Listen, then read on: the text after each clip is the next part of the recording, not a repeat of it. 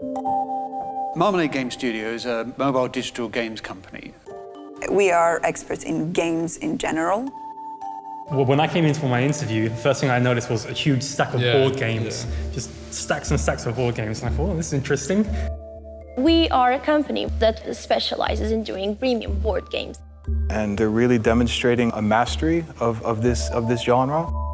Marmalade Game Studio convert board games that everyone absolutely loves into mobile versions. And I think the real bonus of that is that with a board game, you can only play it with a handful of people in front of you. But as soon as it goes onto mobile devices, you can play it with anyone else you want around the world because everyone's got their phones on them.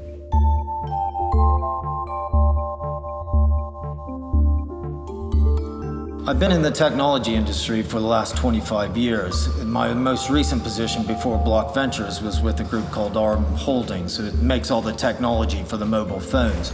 I then became a venture capitalist, and through that process, I actually became an investor into Marmalade and on to be involved with the company on a regular basis.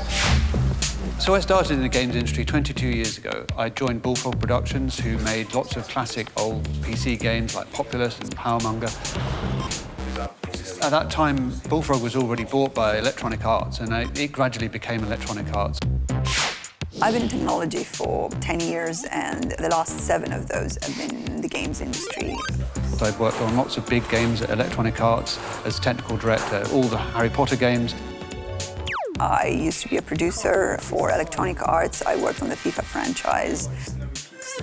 When I joined Marmalade, the company was a work-for-hire studio, so we'd get hired by other people as a developer to make the games for them. This is a good strategy if you're not quite sure of your capabilities, because it's a sure way to get money. The downside is if you make a very good game, you're not going to get any of the huge revenue or any of the credit, because ultimately someone's bought that game. We were capped in the ways in which we get our revenue, no matter how good the game was. And the games were really, really good. We were backing Mike and Christina to transform this company from work for hire to generating their own apps.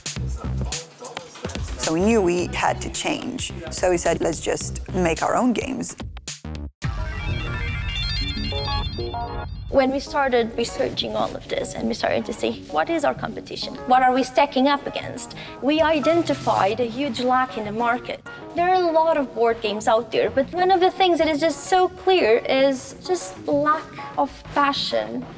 If you look at our competitors, most of them just make digital versions of them. For us, that's just wrong, because that limits you to board gamers. And the question we ask ourselves is never, would a board gamer play this game? This is a board games category. No, this is a game. Everyone who enjoys games should enjoy it. One of the things we think is really fundamental about what game development's all about is that you just have to focus on finding the fun. We really go back to the fundamentals of what it is to make a digital board game. And it's about maximizing the potential of this touchscreen device that's got all this power. When we started on Cluedo, we had a summer of the whole team playing the game endlessly. We understood all the ins and outs of the game, and we were able to immediately start taking that back into the prototypes, the visuals, the art style, and making sure the UI really supported you being able to play the game as efficiently as possible.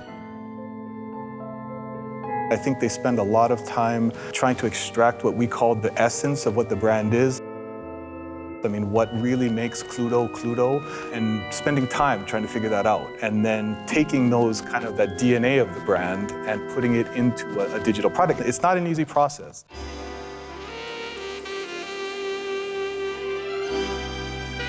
We want to expand on the experience that the physical board game provides. We want to adapt it. It does take commitment, it does take dedication, it does take, I think, a passion for the brands too, and I think that's something that we've grown to appreciate with Marmalade. And it comes across in the consumer reviews that we're seeing. So there was talk about having more sort of environmental things that you could see, like more trees and birds on the trees and stuff. After the game is finished, we know that our customers want to see constant updates because it makes the game feel alive. People feel like they're getting value. They're getting a new game almost each time they download and buy a new package. We love to have these debates where we encourage these voices from all around the team to come out. I do feel like we have influence outside of our own areas. We're all foremost want to make a really good game. It's all about the greater cause here. What I love is they're not afraid to disagree and push each other. And sometimes Christina and I let that happen between the two of us. So if we're having a meeting with the whole team and actually one of us is hearing one thing that we really like and the other one's hearing something else, well, actually we're perfectly happy to argue that out within the team. We're not precious. We don't need to go away and do all that in private.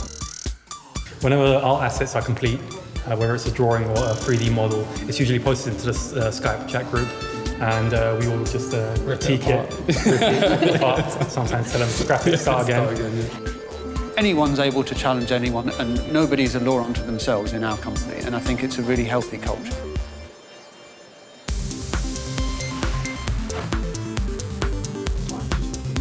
Ultimately, we want to not just dominate board games as a category, but bring digital board games to the mainstream. These games can be enjoyed by people from all backgrounds, all ages, everywhere in the world. There's a multiplayer element to it that just brings everyone together, and we want to be the main provider of entertainment in this particular context.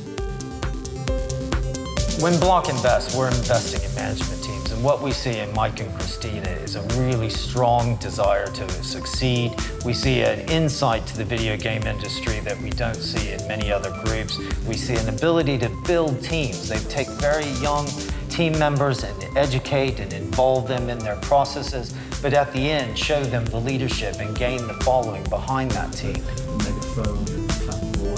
Without that management, that leadership, Marmalade would not be where it is today. So we are really backing Mike and Christina. We would love to continue working with Marmalade on other brands, on new ideas for the existing brands that they have.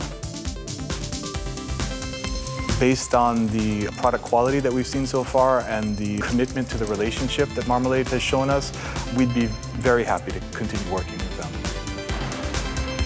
It's the first time in years. I look forward to Mondays now. Well, actually, it's the first time ever. I don't see myself parting with Marmalade anytime soon. I couldn't imagine a better place to work. I think we make really top quality games. You know, I've got lots of friends that work in the film industry, work in the games industry, and I feel like I can show them what I've been working on. I'm proud of it, and I've worked at many different companies and can't say that.